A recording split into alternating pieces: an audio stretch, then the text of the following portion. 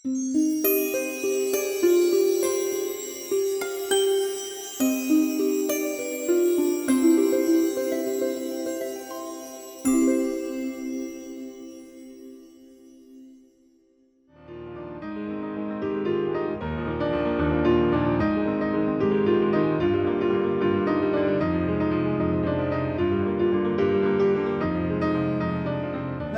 نمایشگاهی که من داشتم 2 سال کار کردم. سال اولش که اصلا ناموفق بود، کارا رو ریختم دور و بعد 2 مرتبه کار کردم و در سال 1352 بود.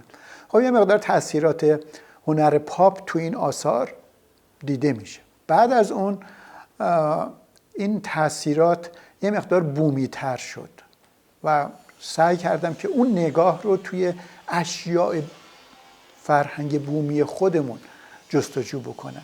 اولین تجربه موفقی که در ایران داشتم نمایشگاه گالری زروان بود در سال 1353.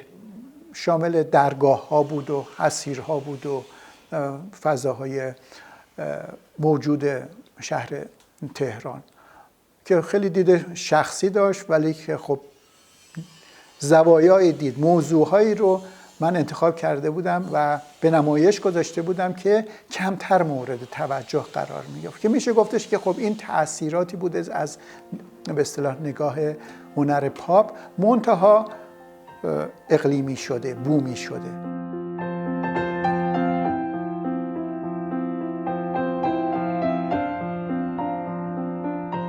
دوران جنگ کارهای چوبی رو انجام دادم که اینا هم خب کمتر به نمایش در اومده، همون انارها، همون مرغا، همون قفس‌ها. بعد از اون دیگه یه مجموعه طراحی کار کردم که در گالری گلستان به نمایش در اومد که موضوعش جنگ بود. جنگ توی فضاهای شهری تو خانواده ها هم می اومد، اون به هم ریختگی، اون آشفتگی، اون اضطراب ها، و من سعی می کردم این اضطراب و نگرانی رو از طراحی‌هایی که از این فضاهای خانگی و جنگی در داخل خانه ها به وجود میاد و خانواده ها به وجود میاد طراحی بکنم و به نمایش بذارم. کاملا من که عینی باشه، ذهنی بود، برآورد شده بود از چی؟ از همون فضاهای معماری و به اصطلاح فضاهایی که من توش بزرگ شدم.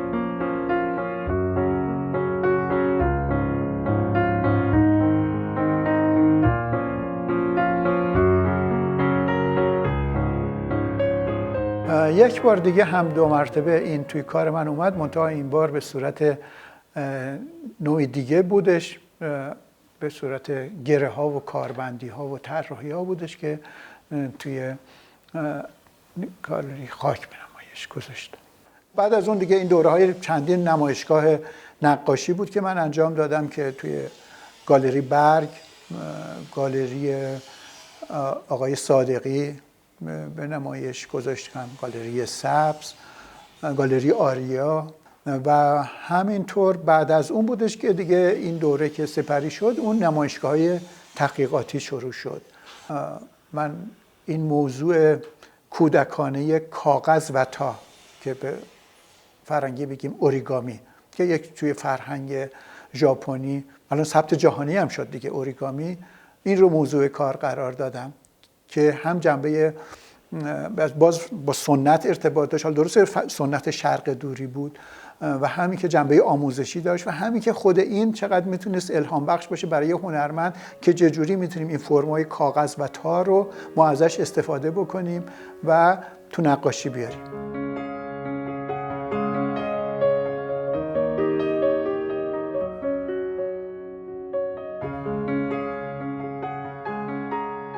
بعد از اون من نگاه کردم به گلیم و جاجیم و زیلو به خصوص، چون تو زیلو من دیدم که نوعی نگاه مینیمال وجود داره، یعنی عناصر فوق‌العاده ساده شده، رنگ ها به حد اقل رسیده، آبی و کرم و آبی سرمه‌ای، چیزایی که معمولاً هم توی کار من هست.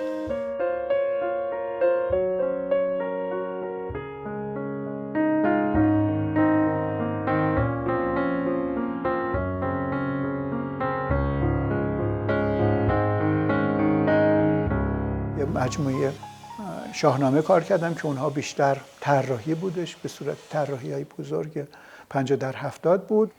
آخرین کاری که من به نمایش گذاشتم کارهای قلمکار بود. یه وقت زیادی رو گذاشتم طراحی کردن موضوعای شاهنامه‌ای رو و همینطور قصص الانبیا رو مثل یونس ماهی و اینجور موارد رو کار کردم و با برخی از این به اصطلاح کسانی که هنوز این تکنیک رو تو اصفهان کار میکردن و بلد بودن صحبت کردم. ابتداً هم براشون مشکل بود چون فضا عوض میشد، پیکره میومد توی کار، روایت فرق میکرد، زیر بار نمیرفتم، ولی به هر حال راضیشون کردم که بیان و اینها رو برای من چیکار بکنن، حکاکی بکنن و در اختیار من قرار بدن. اینها رو هم کار کردم من و در نمایشگاهی 2 سال پیش در نگارخانه خاک به نمایش گذاشتم.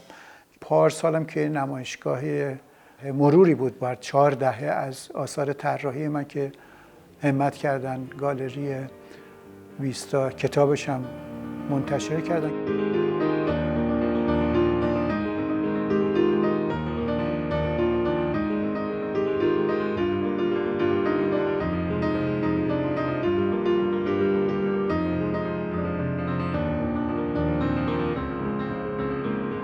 یه نمایشگاه داشتم به اسم باغ ایرانی. من سالها رو این ماجرا مطالعه می‌کردم. به هر حال باغ ایرانی یک از نظر فرهنگی، اقلیم و خشکی هوای ما و کمبود آب یه جایگاه خاصی داره در فرهنگ معماری جهانی که چطوری اینا تونستن این رو باغ ایرانی رو بسازن، جا بندازن با توجه به اقلیم گرم و خشکگیری که دارن. و بعد هم همین رو می‌دیدم چطوری در نگارگری ما حتی در فرش ایجاد شد. خب این سالها این طول می‌کشید، ولی تا باید بمونه، پخته بشه، پرورده بشه تا زمانش که این ایجاد بشه. این مقدمات برنامه ریزی شده و فکر شدهش هست. ولی وقتی که دیگه زمان این میرسه که باید آفریده بشه، به خاطری که اون جریان رو پشت سر داشتم، یه مرتبه در مقابل بوم سفید که قرار میگیرم میبینم که اینجا حوض قرار میگیره، اینجا دیوار قرار میگیره، اینجا درخت قرار میگیره و اینجاست که اون بوته باید بشینه.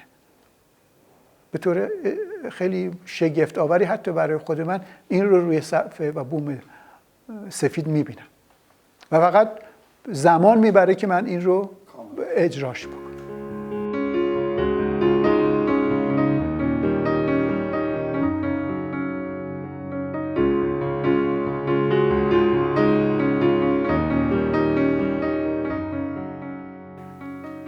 من دیدم که کلل و دمنه آنچنان که باید و در خور زمان معاصر هست کار نشد. بنابراین چی کار کردم؟ سعی کردم که کلل و دمنه رو نه به صورت نقاشی و به صورت تصویرسازی و طراحی کار بکنم.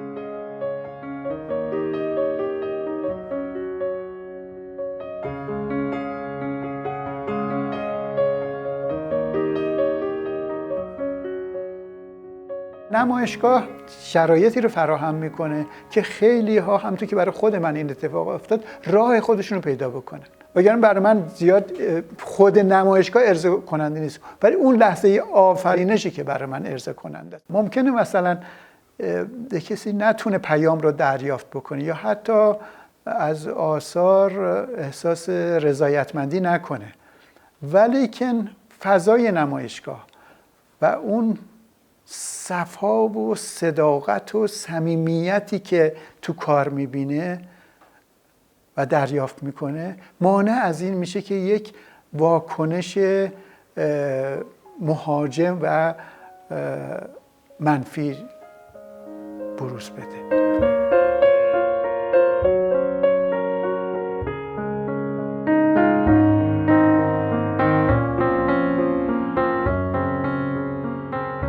حقیقتش اینه من تا به حالیش جایزه نگرفتم. یعنی نوع کار من نوع جایزه‌ای نبوده. چون جایزه یه مقدار باید خیلی چشمگیر باشه، خیلی متناسب با جو باشه و اتفاقاتی که داره میفته. من هیچ وقت این صورت رو نداشتم. و شاید میگم که مثلا جایزه نمی گرفتم به خاطر اینکه خودم جزو هیئت برگزار کننده بودم یا داور بودم یا اینکه جزو هیئت انتخاب بودم. در نتیجه خب اگرم میخواست چیزی بشه خب که نمیدونم، گفتم خودش از انتخاب، بعد جایزه رو نمیشه که دیگه، یا مثلا داوره. تقریبا تمام این چیزا به جز این ششم که بود، من یا جزو هیئت سیاستگزار بودم یا جزو هیئت داوران بودم یا جزو هیئت انتخاب.